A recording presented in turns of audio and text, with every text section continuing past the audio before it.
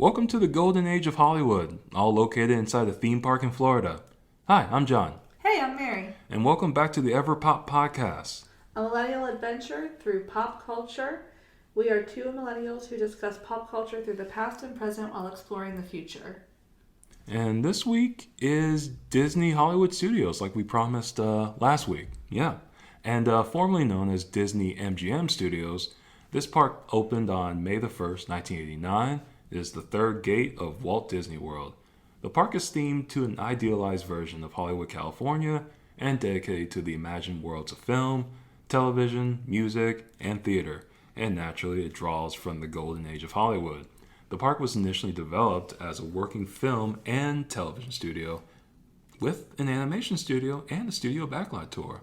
Another fun fact about Hollywood Studios, perhaps one of my favorite, is on their opening day, they did a recreation of like the Chinese theater, and they wanted certain celebrities to come and put their handprints down in front of it. And they asked Audrey Hepburn to do it.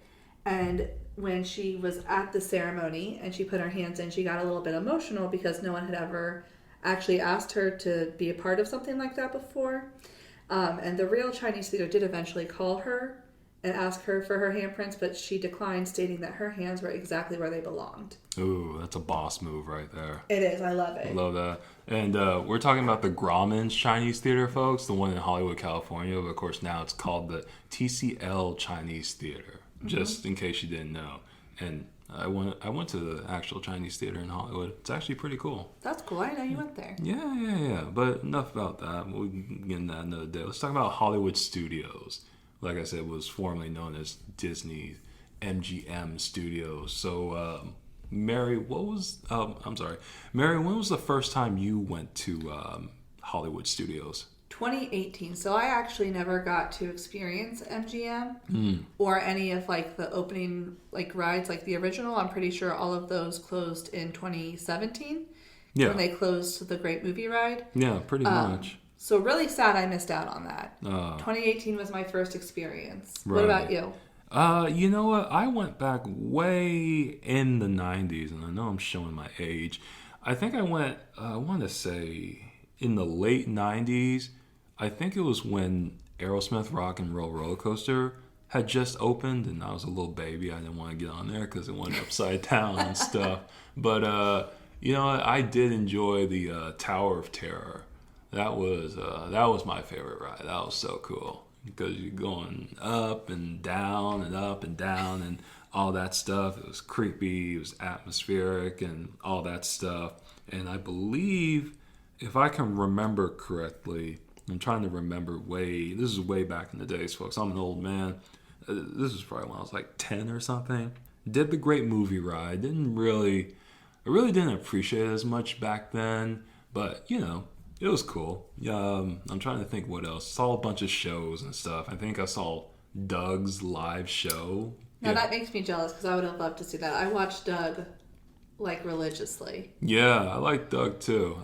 This was Disney's Doug, so it wasn't as good. True. Know, but yeah, hey, whatever. You know, like I said, they had a lot of shows there. Not many rides. Oh, Star Tours was there. Of course, I love Star Tours. And this was like Star Tours. Oh yeah, this was like OG Star Tours, like with Captain.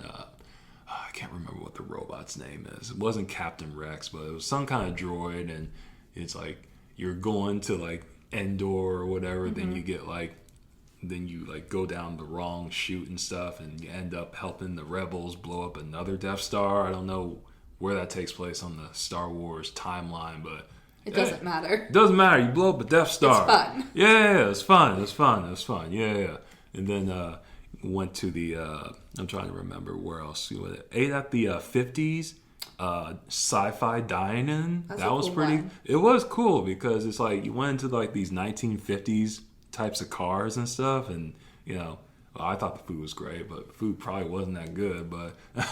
Yeah. I want to try that again, actually, when I go back. I want to check that out. Yeah. It was really cool, actually. I think I ate at the ABC commissioner, which is just cafeteria. That's all it is, basically. But like I said, this park, you know, represented the golden age of Hollywood. So, you know, you got like the you got Sunset Boulevard. You're walking down. I guess that's like the Main Street USA, if I remember correctly.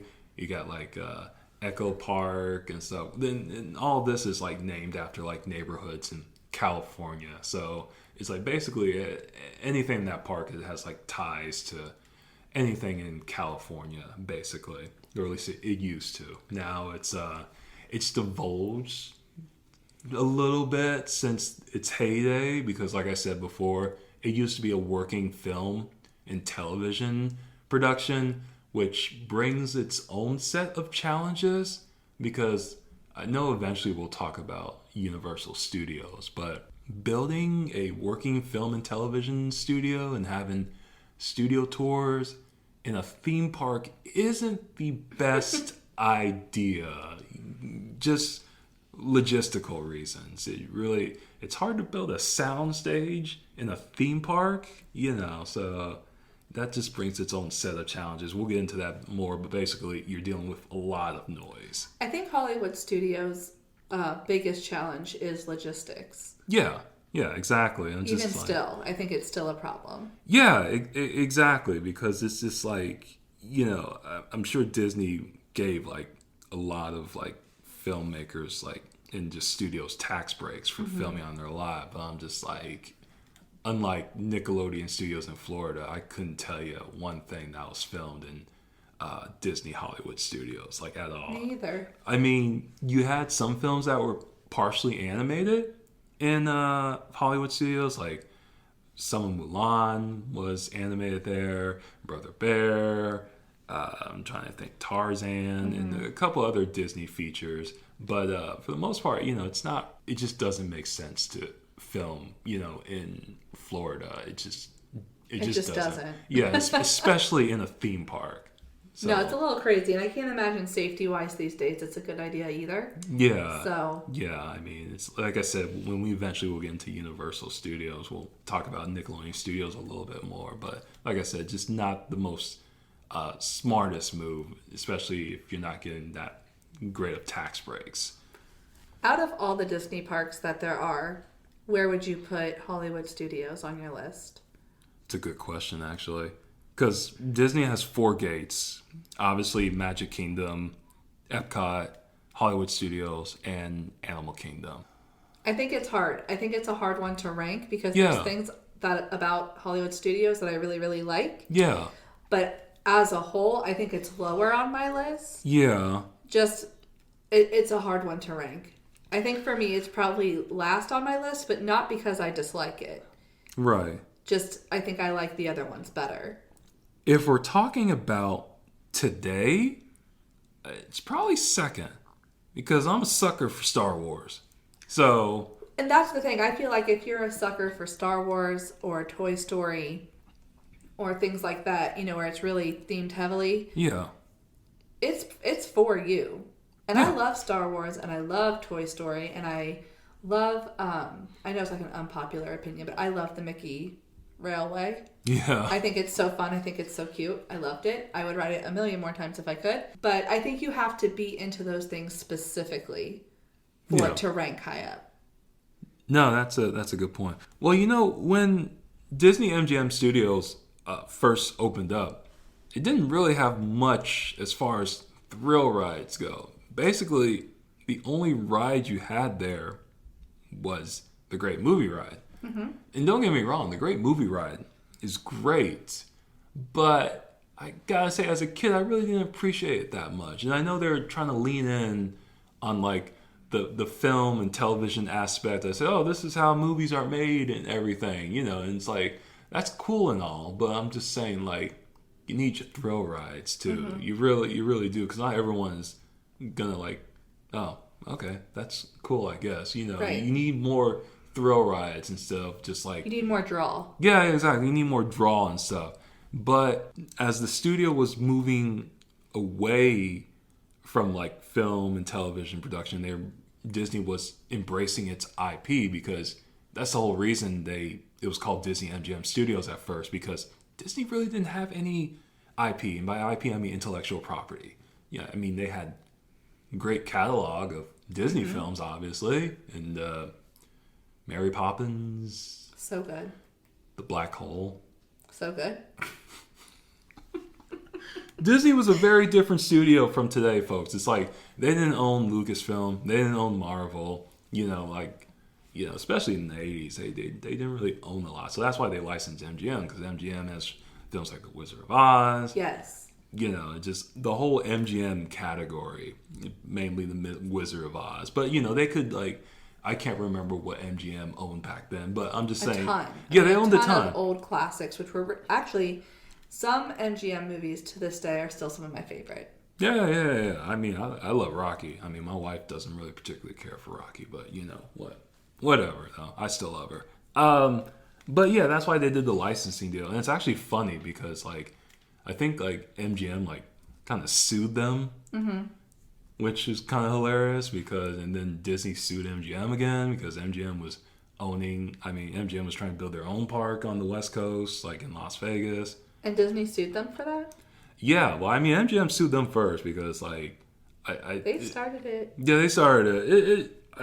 I think it was just because if I remember correctly, I think MGM was just under the impression that Disney was just going to use their licensing just for the Great Movie Ride, but then they wanted to use it all over the park and stuff, and then MGM wanted to, open their own park, and it was just a mess. Messy. The girls were fighting. Yeah, it got messy. It got messy, but as the 2010s hit, they started putting more thrill rides in there, started utilizing their IP and stuff. Obviously, Toy Story Land. Star Wars. Yeah. It's Muppet Vision was, one of the earlier attractions. And I actually want to lead into Muppet Vision because Muppet Vision is closing. And that's sad. I actually did get to go on Muppet Vision. Oh, yeah. I don't think I ever went on Muppet Vision. How was it? Well, I'm a nerd, so I loved it. I mean, it was a little bit long for me. Especially because the kids were little when we did that one. Yeah.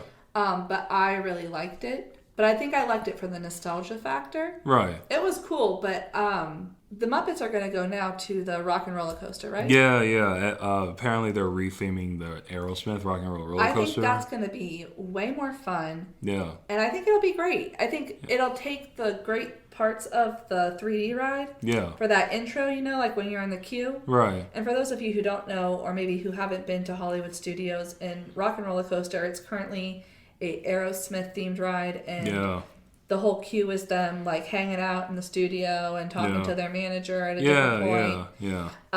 And it's a long queue, so I think the Muppets will still get their time to shine. I think it'll still be great. It'll shorten it, and then you get a fun roller coaster. Yeah. Fun fact about Aerosmith Rock and Roller Coaster: apparently Steven Tyler made a crude gesture in the pre-show area. No, he didn't. Yes, he did. I had no idea. Yes, he did. I'm not going to say what the crude gesture was because, you can Google it if you want to, folks. So they had to... I'm going to Google it. Of course. I want to know what it was because I didn't see it. Did it get taken out, I guess? Yes, it got taken out eventually. But it was years and years afterward. It was something Steven Tyler would do, who's the lead singer of Aerosmith. So I just thought that was a fun fact. That is funny. I had no idea. Yes, he did. But yeah, it's years later, I rode the Rock and Roll roller coaster, and it was a pretty cool roller coaster. Yeah. I like it. It was very fun when we went, and I had never... my first time to Disney and to Hollywood Studios was 2018. So right. I had no idea what to expect going into it, and I think that made it a little more fun for me. Yeah. Because I really had no idea what it was or what was going to happen, so I loved it. It's a great roller coaster. I'm glad that it's going to get rethemed and that the Muppets aren't losing their entire spot. Yeah. I love the Muppets. Oh, yeah, Muppets are great. And Muppet Vision 3, that was one of the last I think that was the last project Jim Henson worked on before he tragically died. So that makes it all a little bit more special.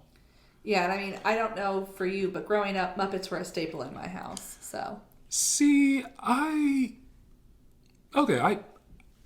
don't get the Muppets. I think I told this to you the other day. I was just I don't understand the appeal of the Muppets. I'm not dissing the Muppets. That's fine, but I just don't, what's the appeal of the Muppets? Can I ask that? What is the appeal of the Muppets? I don't quite understand. like I like the fandom because they don't seem toxic like so many other fandoms. Fair. Star Wars, but hey, we're in that fandom. What are you doing? I know, but some Star Wars fans annoy me to death. But anyway, we're not talking about that. I can get hate mail later. What is it about the Muppets that are just so special to you? They're fun, and I grew up watching them with my whole family. So, I mean, my dad loved the Muppets. Yeah. And so he showed us all of the movies and all of the, little things with them. And A Muppets Christmas Carol is a must on Christmas Day in my household. We watch it every year. Although I will admire how, like, on the Muppets Christmas Carol, it's just Michael Caine, and he's taking it... He's doing his best. Yes, he's taking it so seriously, but there are just a bunch of puppets around. So I'm just like, that's true acting right there. And it's cool because you have different Muppets, and they're all very different. They're all their own individual character. Right. And then it's fun to see how they, like, link up in their little group. Yeah. So, I mean, to me, it's more of a nostalgia appeal. Like, I don't know if I had just seen the Muppets in this year of 2024, if it would appeal to me as much as it did in the past. Right. But I do love it, and I am glad they're keeping their spot, or a spot, I should say. And coming into their spot is going to be Monsters, Inc. Oh, yeah. Yeah, this is at the D23 presentation. Apparently there's going to be the whole area is going to be a Monstropolis, and they're building, what was it, the first suspended roller coaster for Disney, which is pretty cool. It's really cool, and it's going to be based off the scene in Monsters, Inc.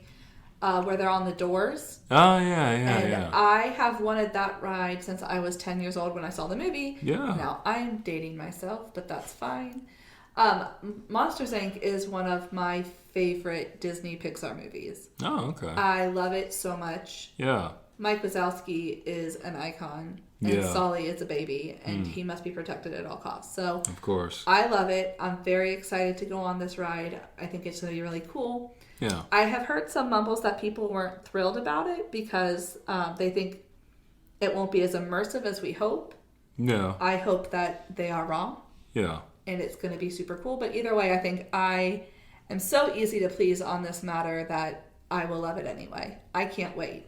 I mean, it sounds cool to me. I know some hardcore Disney theme park fans are kind of upset, but I'm just like, bring it on, man. It looks cool to me. It's time for a change either way. The Muppets need a different area, and it seems like a good place to put Monstropolis. The buildings kind of match the theme a little bit. Yeah. It's a little bit more city, a little more, that look. So I think it'll be great.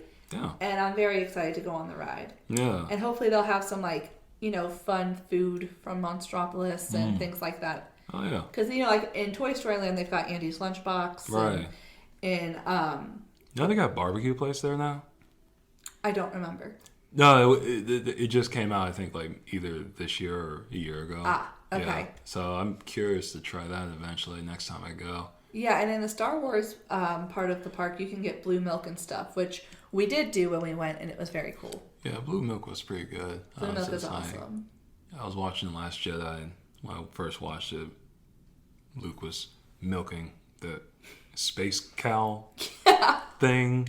I don't know, Ryan Johnson, I don't know what you're thinking, but I was just like, that's cool. Are they going to make that into a drink? And they did. They did make it into a drink. And it's pretty good. Yeah. Do we know what's in blue milk? I have no idea. Is it just milk with food coloring? That would be devastating to find out. Nah, it's... Some people say it had rice in it or something. I don't know, but We're going to have to look it up. Yeah, we'll definitely look it up. Let me ask you, though. Did you enjoy the 2 attractions in Galaxy's Edge? I loved them. Yeah? I loved them so much. And the thing is, I like Star Wars, but my husband is definitely the bigger Star Wars fan. Oh, yeah. He is definitely the one who's more into it. And so it was really cool to see him get excited about it. And it was fun to watch my son, who is new to the Star Wars fandom, get excited. Yeah. We found the Mini Falcon on the Mini Falcon. Yeah. That was pretty cool. Yeah. And we had so much fun on the rides. Oh, okay. My son got to drive the spaceship. Oh, that's cool. Which was an 8-year-old driving a spaceship. Yeah, so, basically. It was a little bit nauseating, but it was really fun, and I'd do it a million times over. Oh, yeah. No, I think my favorite ride there is Rise of Resistance, though. Hands down. Yeah, Rise of the Resistance is so fun, and I don't know, you just don't ever even have a moment to process what's happening. Yeah. And when it's done, you're like, I need to do it again. Yeah, too bad the wait's so long. The wait is so long, but it's because it's so good. It's worth the wait. It is, because I know they had the virtual lines at first, which really made me mad, because Did it's it? like, well, yeah, because I went in like, did I go in 2020 or 2021? Anyway, it's like they had the virtual queue system. You know, Disney's got that virtual queue system. They've been using it for their newest attractions, like I think Guardians of the Galaxy. Yes. They had the virtual queue system. And anyway, it's like, well, all my Disney aficionados, theme park aficionados will know this, but basically you reserve your time at 7 a.m. And if you don't make it, you have a chance to do it at 1 p.m. And I think I did it at 1 p.m. and park was almost closed. And then I finally got the boarding group in. Oh my God, that's stressful. Yeah, and I know one year it's like the ride broke down. So they said, oh, are you going to come back tomorrow? I said, nah, man. It's like, I just got 1 day here. That does suck. Yeah, I said, oh, we can come back next year. You come back next year? I said, yeah, I'll come back next year. But I was just like... But what about the people who aren't? Yeah, exactly. I'm just like, okay, well, sucks for someone who's not coming back next year. But they were able to find it in the system. So whoever the cast member was who did that, I wish I remember her name, but she did a good job. They found me in the system. And No way. They found me in the system and everything. So the next time you went back? Yeah, I got the the lightning lane pass. That's so nice. Yeah, I know, right? I'm just like... That's really cool. I'll always say this about Disney. Their customer service... It's above and beyond anything I've ever witnessed. Yeah, exactly. I know some people like to poo-poo on Disney and stuff. And yeah. Not us. Yeah, exactly. Not me. You know, it's like they have impeccable customer service. So that's what I've always liked about the Disney parks and experiences. It's real magic and it's really fun. Yeah. All right. Well, you got anything else about Hollywood Studios, basically? Real quick, what's your favorite ride overall in Hollywood? Not just, Rise for Star Wars and maybe Slinky Dog for Toy Story, but like overall, you have to ride it before you leave the park. That's a good one. My favorite ride right now, I'm going Tower of Terror. Okay. I don't get me wrong. I love like Rise of Resistance, Slinky Dog, Dash, Star Tours. I love all those rides, but Tower of Terror is just a great ride. And right now, and it's actually the symbol for like the Hollywood Studios right now, like Tower of Terror. Mm-hmm. It's Tower of Terror is great. I really love that. I really love that ride. I wish it will always be in the park. I know it's not going to be. Eventually, it's probably going to get turned into Guardians of the Galaxy Mission Breakout eventually, but I just love Tower of Terror so much. It's such a cool ride. So that's mine. What about yours? I'm going to do it a little different, and I'm going to say probably I love Fantasmic.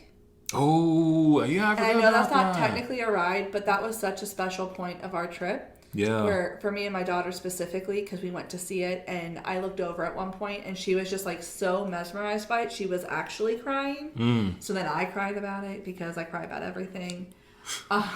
Disney magic is real. So I'd say you have to see Fantasmic. You have to. It's so freaking cool. And I loved it. And I didn't get to see it in 2018. Right. So I actually saw it for the first time in 2023. Gotcha. So I loved it. And then ride-wise, I think I'm going to have to say Star Tours. Yeah, Star Tours is great. Yeah. Even the new version. It's great. It's interactive, it's cool, and it makes kids feel like they're really in it, and adults too, but I've never seen my son perhaps so excited to try and drive something. And the great thing about this newest iteration of Star Tours is that, it's all randomized and stuff. It's not just like the one video. It's like, so like there's like so many outcomes you can see during that ride. So many different characters you see. You can go to Coruscant, you go to Batuu, you could go to Tatooine, Jakku. Really cool. It's like so many randomized events, so I really like that because you're basically going to have a different experience every time you go on. So, yeah, that's really cool. It keeps it interesting. Yeah. But I think that's all I got. Yeah, that's all I got too, basically. What was I going to say?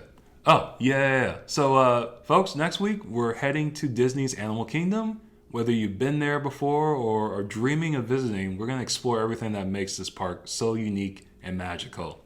So, folks, remember, we're on Apple Podcasts, we're on Spotify, we're also on Instagram. Just type in Everpop Podcast, and just follow us. We'll post some, random photos on there of the parks and stuff.